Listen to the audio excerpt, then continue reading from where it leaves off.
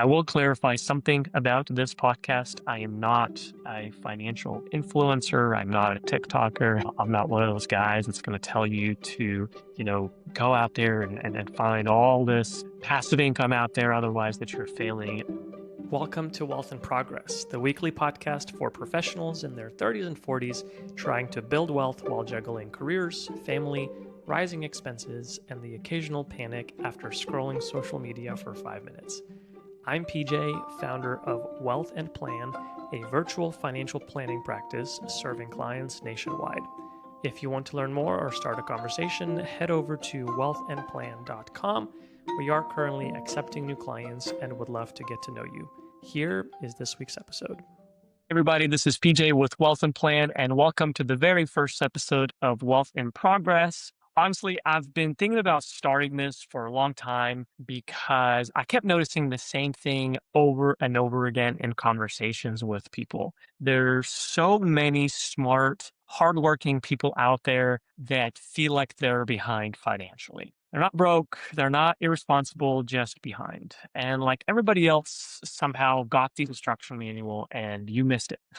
The weird thing is almost nobody wants to talk about money openly nowadays. And it's not just nowadays, I suppose. It's been like that for a long time. But you scroll online, you try to find answers to your solutions, and it feels like everyone's just, maxing out their retirement accounts at age 24. My favorite thing is watching House Hunters and seeing how someone's budget is $3 million and they fold napkins for a living. Maybe someone's buying retirement properties or investment properties at 28, retiring at 45. And so much is out there online, and it kind of can feel overwhelming, but also make you feel down about yourself. However, most people are normal people that aren't doing all those things. And they're sitting there wondering if they're saving enough, if maybe they've waited too long to invest, or, when they should start. Some might be thinking whether you've just messed everything up completely because you might still have a card payment or a credit card balance. And so that feeling in itself is incredibly common. And honestly, that's really one of the reasons why I wanted to start this podcast. I don't want to pretend that money is easy because it's not. I don't want to pretend like there's some sort of a perfect formula and I'll tell you what that formula is. I just want to have normal conversations about money, make it a little bit more normal and open. And I want to eliminate some of that noise and pressure that you might otherwise see online on Reddit, Google, wherever it is that you get your answers to your financial questions. I do think a lot of people are exhausted by financial advice, and whenever you get to that point, you can feel guilty about it. You can avoid it altogether. You can feel like it's not for you, like you're not in the right place to seek financial advice. And I'm trying to kind of avoid a little bit of that. And everywhere you look, someone's always telling you, don't buy the $5 coffee, don't go to Starbucks. You cut out every subscription, never eat out. Whatever the advice that you see online, right, is you might be looking at that and say, well, I do that. Does that put me behind financially? And really after some time of kind of seeing that over and over again, personal finance starts to feel less personal and more like a punishment. And that's probably another reason why people avoid financial planning and in general is it feels like a punishment, and you don't want to get, you don't want to talk to a financial advisor and him telling you all the things that you're doing wrong.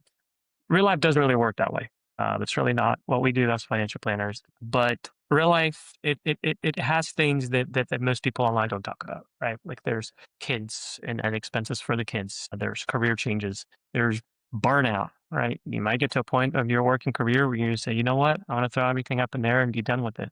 There's medical bills. There's helping a family member that might have gotten sick.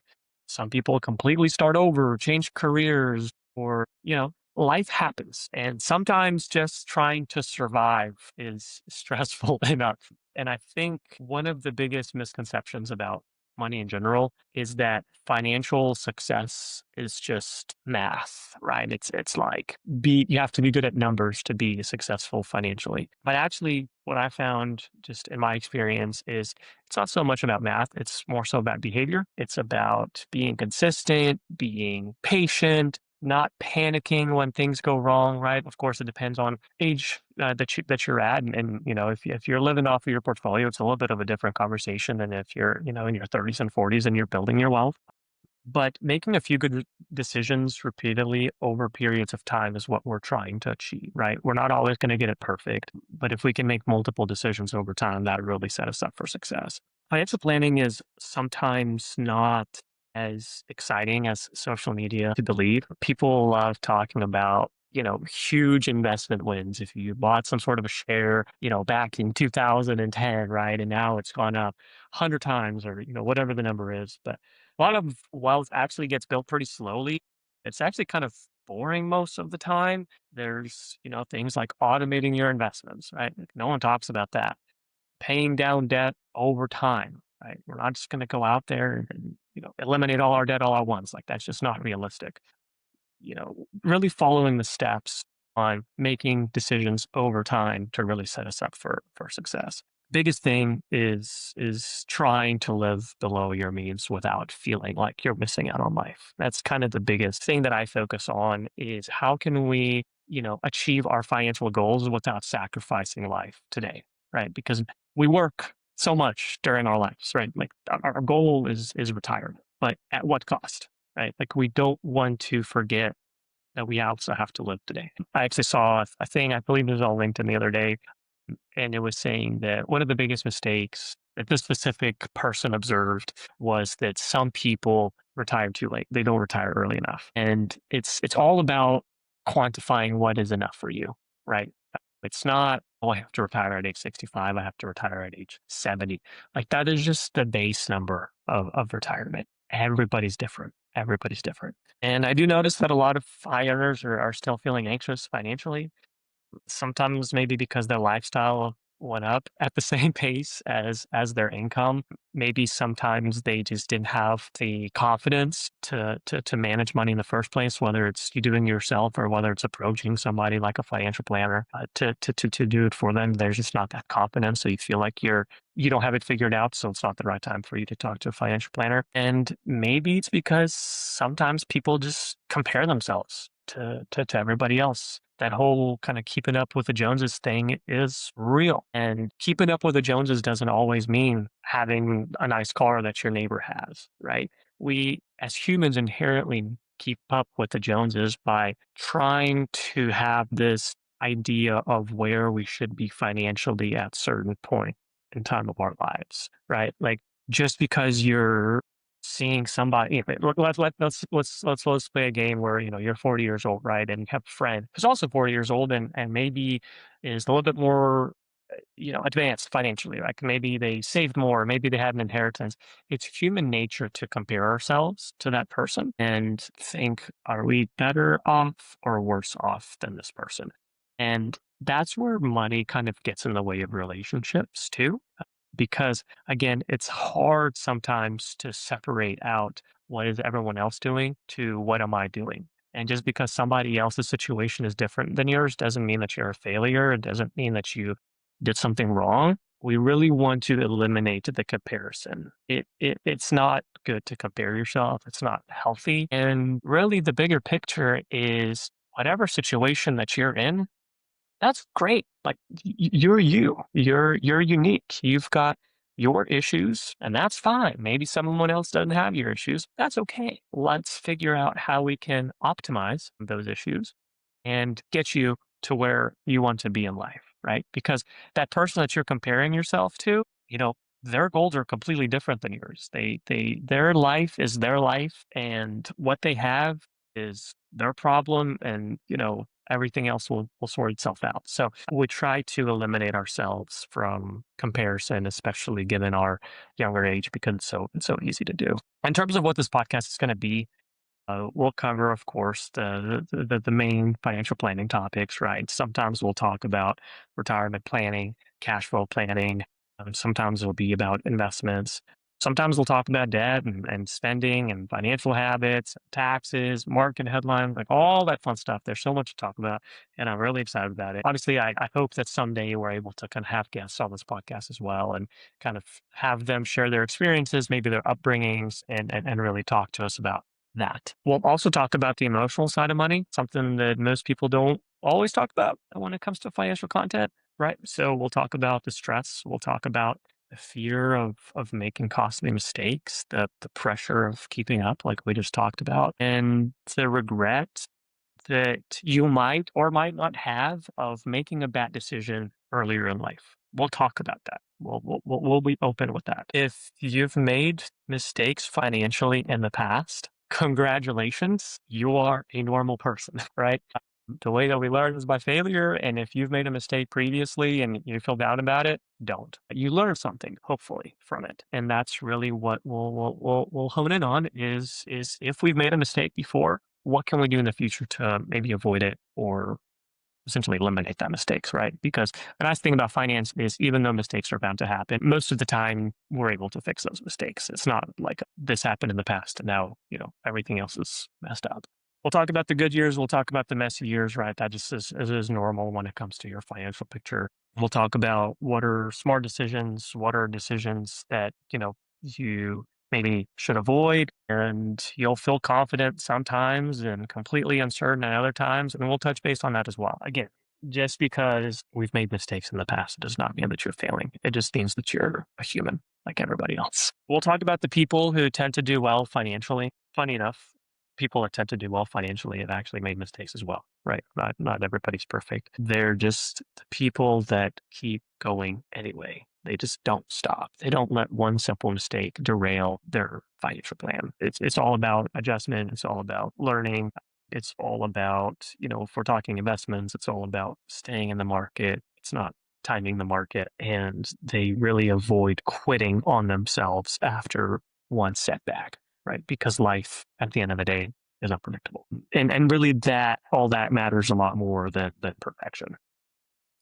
And to kind of sum it all up, if this first episode does anything, I hope it helps somebody feel a little less overwhelmed. You don't have to have it all figured out immediately, right?